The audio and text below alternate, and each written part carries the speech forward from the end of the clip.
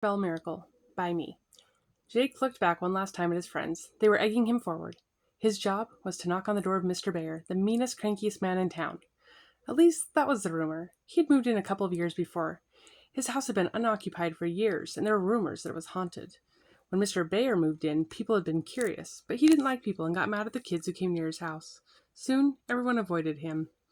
Jake gulped and looked back toward the house. Then he mustered all his courage and ran toward it and flew up the stairs. Standing on the doorstep, he took a deep breath and pushed the doorbell. Suddenly, the door slammed open. Jake froze in place as a big man stood in front of him. He couldn't speak or run. The man grabbed Jake's shoulder and ushered him inside. Once the door closed, the man interrogated Jake. "Why are you here?" he bellowed. I was just curious," Jake stuttered. "Who are you?" "Jake Cooper. We just moved here a month ago." "How old are you?" 10.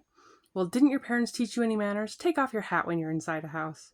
Jake hesitated for just a moment before he pulled off the homemade stocking hat. As he did, he revealed a completely bald head. Jake had a rare cancer, and the prognosis wasn't good. It was what brought him to the doorstep that day. All the other kids were scared to knock on the door, but Jake figured he only had one life, and he was going to make the most of it. He wasn't going to be afraid like the others. Mr. Bear told Jake to have a seat. Then Mr. Bear sat as well and leaned back before saying, "I'd be willing to bet that someone put you up to coming here today. What are you getting out of this deal?" Jake shifted uncomfortably and looked at the ground. $5, he mumbled. Then he looked up and pleaded, "Please don't tell my mom. She has enough to worry about. Besides, I wanted the money so I could get her a gift." The old man rubbed his chin. "What about your dad?" "My dad died when I was 1. It's just me and my mom now."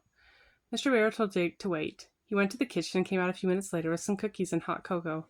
He handed a plate and cup to Jake. "You can put your hat back on if you like. I don't mind." Jake put his hat on and started taking big bites of his cookie. "So, you're getting $5 for daring to knock on my door today. How much more money do you need for your mom's gift?" 25. Jake watched awkwardly as Mr. Bear sat thinking. Finally, Mr. Bear said, "Let's see. It's November 26th. I think this gives us enough time to get you the money you need." "Us?"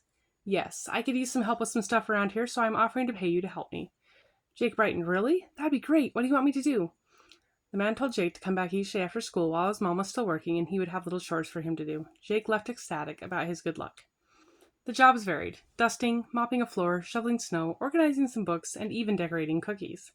After they decorated the cookies, they put a few on several plates and put some plastic wrap over them. Then they got in Mr. Bear's car. They stopped at a house, and Mr. Bear said, "Since you are good at knocking on strangers' doors, I want you to put a plate of cookies on the doorstep of each place I stop at and then run back to the car as quickly as possible." On the way back to Mr. Bear's, Jake had something on his mind. Mr. Bear noticed and asked him if something was wrong. "Well, you're doing these nice things for people, but do you know that a lot of people think you are mean?" "I've heard that rumor." "But you're not. Why don't you let people know that you do nice things for people in this town?" "I prefer to remain anonymous, kind of like you and your gift for your mom."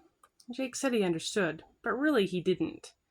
As the days wore on, Mr. Bear asked Jake about his bald head. Jake explained about his cancer and how they had tried some things, but his mom didn't have the money to take him to the really good doctor back east that specialized in his cancer. That day, Mr. Bear gave him an extra tip. Another week went by, and finally Jake had enough money to get his mom's gift. As he went to leave Mr. Bear's house, Jake turned to him. "Would you come with me to buy the gift?"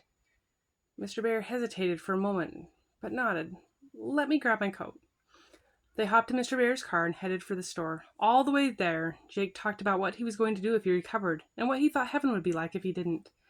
Mr. Bear didn't say much, except to mumble, "That would be nice," every now and then. They bought the gift and had it wrapped. When they returned home, Mr. Bear noticed that there was a car in the driveway.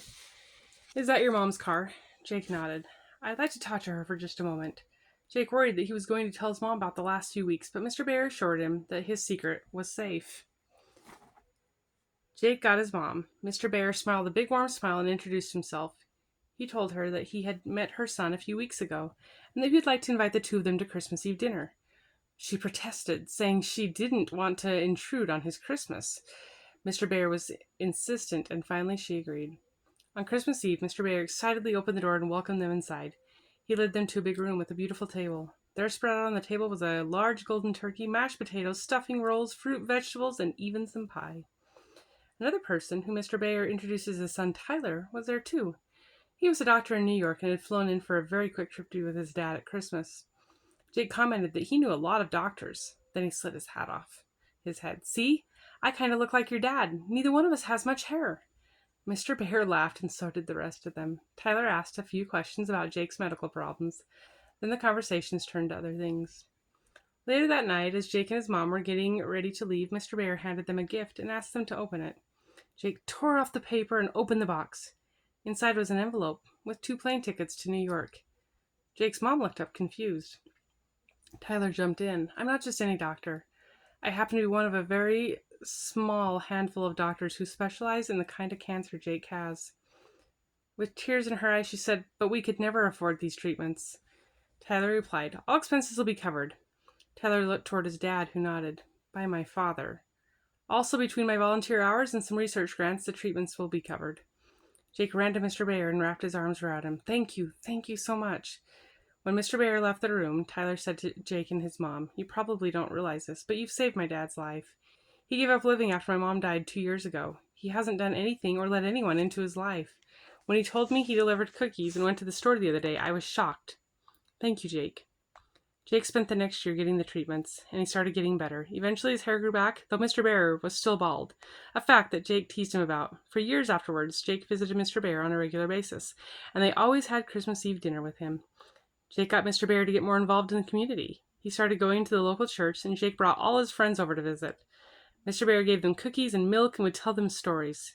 He became known as one of the nicest people in town, and all the kids loved him.